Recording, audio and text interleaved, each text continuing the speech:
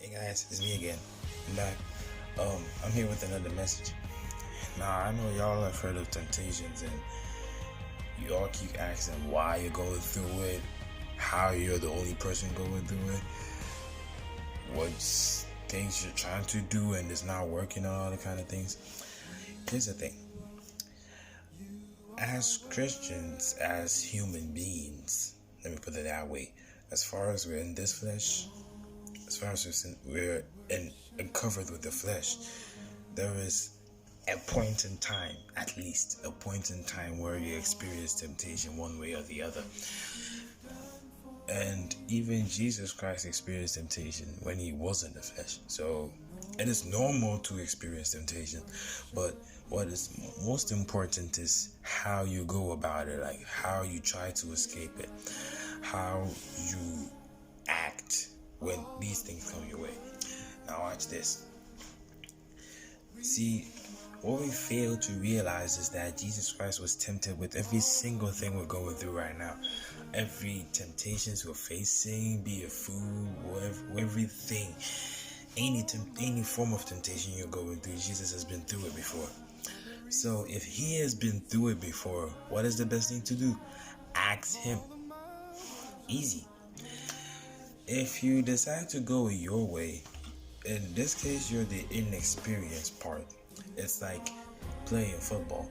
Those who have been in it for a long time, they know what to do when, let's say, the ball is coming from the sky or something. They know they have to chest it, or they know how to control the ball when it's from the sky. But the inexperienced one will find it a little bit difficult compared to the experienced one, because it's like his first time and he hasn't really gone through it or something. So, sorry, he hasn't gone through it. So that's the thing.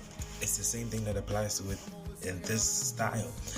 We haven't really gone through most of the things that maybe it's our first temptation or it's the first time it's happened, and then it has brought us down and we don't know how to go about it and all this kind of things.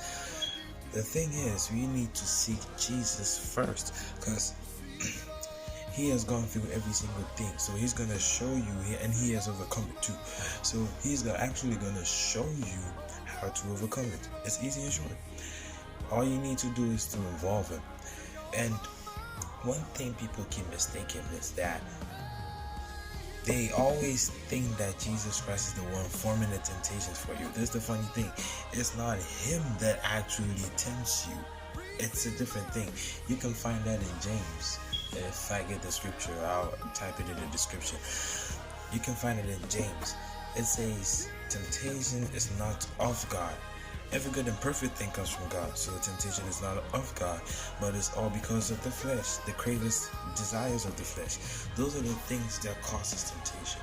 So God does not really tempt you with God does not really tempt you. He allows temptation.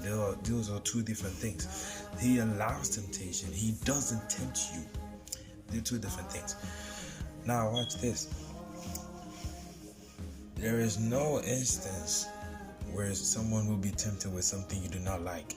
For example, if you like fish or something and you hate salads, I won't come to you to say I'm tempting you with the salad, because I know that you don't like salads. So definitely I'll come and tempt you with the fish. It's the same thing. If you're not pursuing money, if you, let's just say you already have money and then you don't make money have its way, and then you're rather attached to other things aside money. I won't come to you for money. I won't come to you to tempt you with money. I will come to you with the other things that you're attached to. And that way, you find it more difficult than the other way. That's what a temptation is. Now watch this. The funny thing is that any temptation you're going through, you actually have the capacity to overcome it. As far as you stick to God, as far as you consult Jesus Christ. Now here's the funny thing. He doesn't allow any temptations greater than you to come your way. He doesn't allow anything greater than you come your way.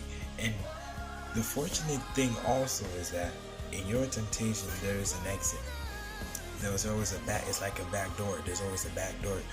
So You are actually able to escape it once you allow him to order your steps. It's like you being in darkness and there's a point where you see the light. You may not be able to see it because you're not adapted to, you've not been in that kind of situation before. It's like total darkness, and there's a place where you need to see the light, but you can't see it because you're being so dumb, you're distracted by all the darkness surrounding you. All you need to do is to focus on him so he orders your step to the light. It's that easy. So if you're overcoming your temptation, if you're giving up because of one or two simple temptations, and I don't really know, I have to question your Christianity. I need to question your following Christ. I need to question your relationship with God, because if you don't really have a relationship, that's when all those things happen. I know sometimes it's hard. I know sometimes, bear with me, it's hard.